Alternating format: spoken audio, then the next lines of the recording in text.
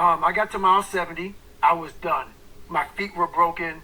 I was stress fractures, shin splints, muscles were tearing. I was in bad shape. So I sat down and I look at my wife and I was like, I'm messed up bad. So I literally start to turn white. Here I am, I'm all fucked up in this chair, got 30 fucking miles to go, I'm jacked up, I'm peeing blood down my leg, pooping up my fucking back, and I got 30 miles to go. And I can't stand up because my blood pressure's all messed up. I've been in 3 hell weeks, Ranger School, overcome so many obstacles in my life. This last 30 miles of this race is when I realized a human being is not so human anymore. We have the ability to go in such a space if you're willing to suffer, and I mean suffer. Your brain and your body, once connected together, can do anything. And this 30 miles was the life-changing moment. I was out of it. I was in the worst pain in my entire life. I was, to me, on the brink of death. And I was able to chunk this 30 damn miles into small pieces. I was so driven, and I'm not going to say motivated because motivation's crap. Motivation comes and goes. When you're driven, whatever's in front of you will get destroyed. This is a fucking lifestyle, man. Like, and people wonder, why am I not achieving more? It's because all of us, once we achieve something, we celebrate for a long years fucking time. And we wonder, why don't I have drive anymore? Where's it all at?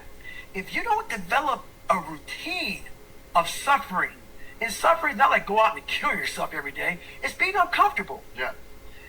That keeps you hungry every day. If you live in your victories for so long and say, I'm going to go challenge myself for 30 days or for 2 weeks or run this one marathon.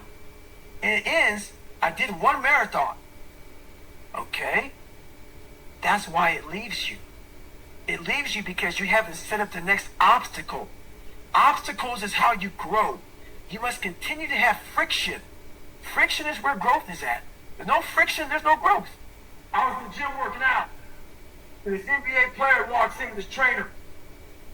I could tell by the exercise they were doing, he was used to doing this 12 reps. Because when the trainer said, let's do 15 today, he got a little attitude.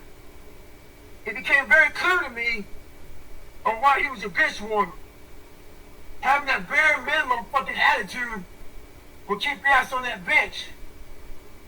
If you heard what kind of bitch he was being in that moment, he wouldn't have said it. It motivated me though.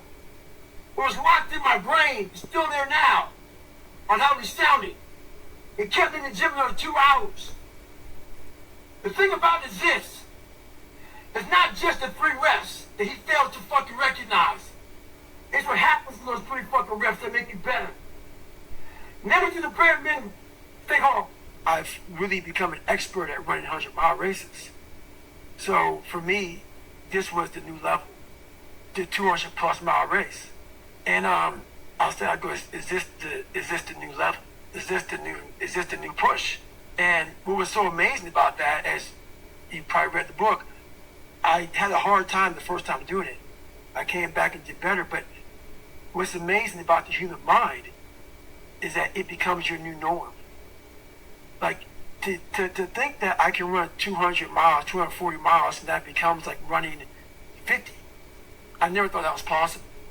This is why I'm always pushing that limit, because I know that within pushing these limits, there's always more. So I end up doing almost like back-to-back 200-mile runs.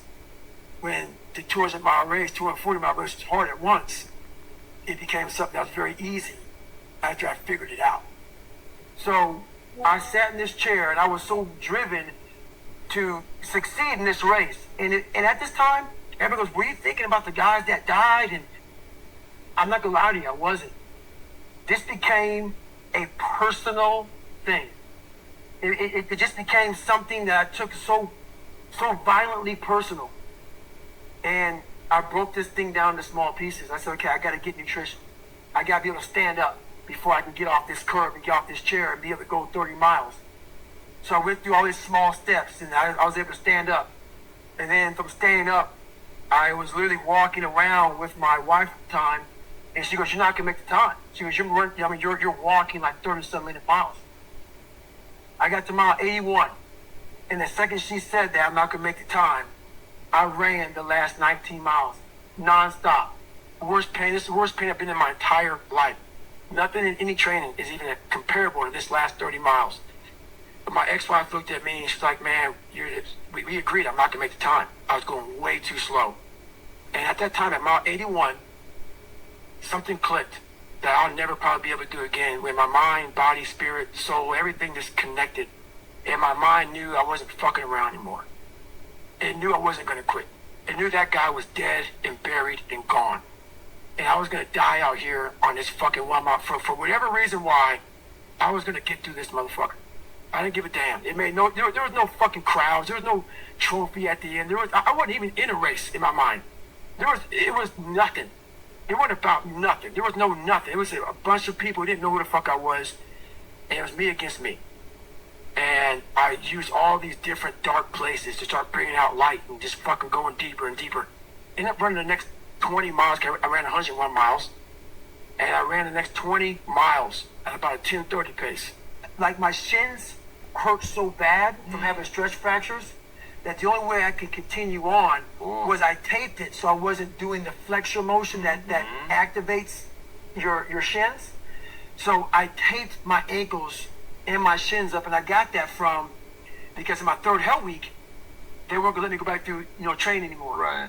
So I literally went through all the buds, my last SEAL training with stretch fractures and shin splints, and how I did it was I would tape my ankles all the way up to my calf every morning. So for the first hour, the pain was excruciating. But what happened is my feet were going numb. And I did that every single day for 6 months. Whoa! And that's how I got through my third hell week, because I was so broken from the first two that the commander said, "Hey, the CEO said this is your last time we're sending you through." So that's how I got the idea to do that. So with the right, and people may listen to this and say, "This guy is sadistic, he's crazy." No, if you know how I came up, you realize I was just a scared kid that found drive and passion to be something much better than what he thought he was. That's all it is. So I'm slowly trying to build this brand to the point where I can slowly, hopefully, make people from motivated to driven, because motivation is crap. It's shit. People right now, maybe listen to this shit, they be motivated to go run. If it's cold somewhere where they're at, a lot of motherfuckers will shut that door, go back inside. That's motivation. It comes and go as how you feel. If you and your wife are good, if you and your kids are good, if you're good at work, you're motivated. I like a motherfucker whose life is imploded. Ain't got shit in life and says, "I still gotta fucking get after it today, man." That's what it's about. So that's when you move from motivation to driven to obsessed. And I want people to realize once you get to this person over here, the driven, obsessed part, you're unstoppable.